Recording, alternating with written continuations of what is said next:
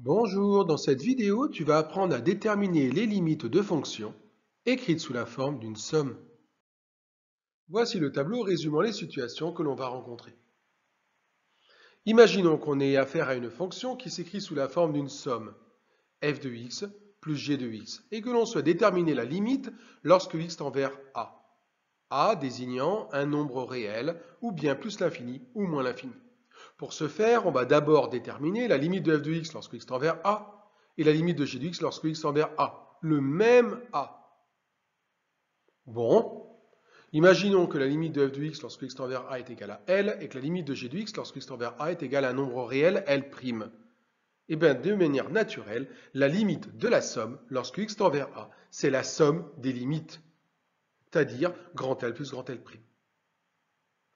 Imaginons maintenant que la limite de f de x lorsque x tend vers a est égale à une constante L et que la limite de g de x lorsque x tend vers a est égale à non pas une constante L', mais l'infini, plus ou moins l'infini.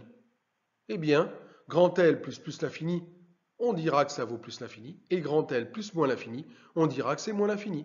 En fait, l'infini est tellement dominant, tellement prépondérant, que l'on va négliger la constante L. Et qu'en est-il si la limite de f de x lorsque x tend vers a est égale à l'infini, elle aussi? Plus l'infini ou moins l'infini? De même pour la limite de g de x. Bien. Si on a plus l'infini, plus l'infini, de manière naturelle, on dira que la somme de plus l'infini avec plus l'infini, c'est plus l'infini. Et que la somme de moins l'infini avec moins l'infini, c'est moins l'infini. Là où en fait il va y avoir un hic dans le tableau, c'est si la limite de f de x lorsque x tend vers a est égale à plus l'infini et la limite de g de x lorsque x tend vers a est égale à moins l'infini.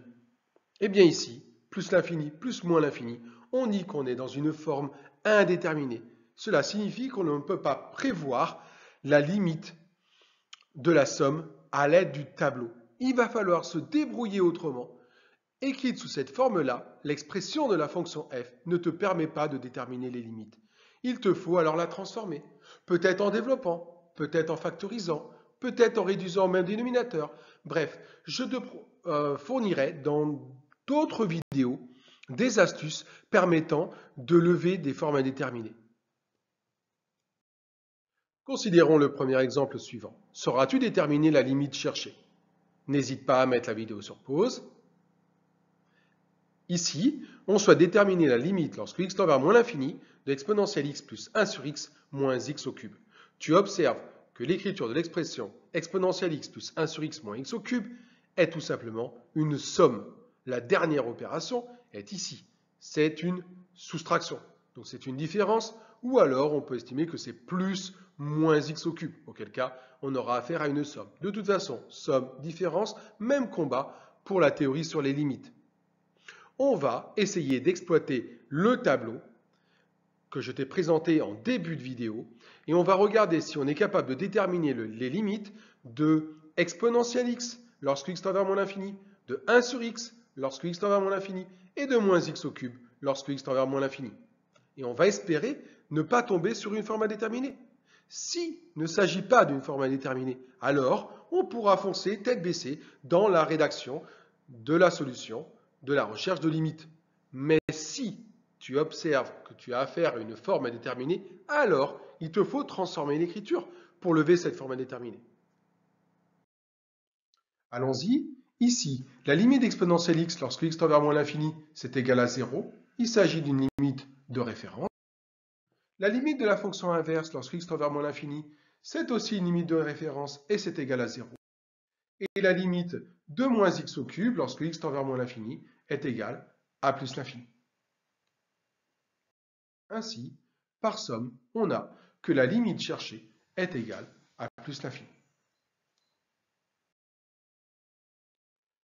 Deuxième fonction, la fonction définie par f de x égale racine carrée de x plus 1 sur x.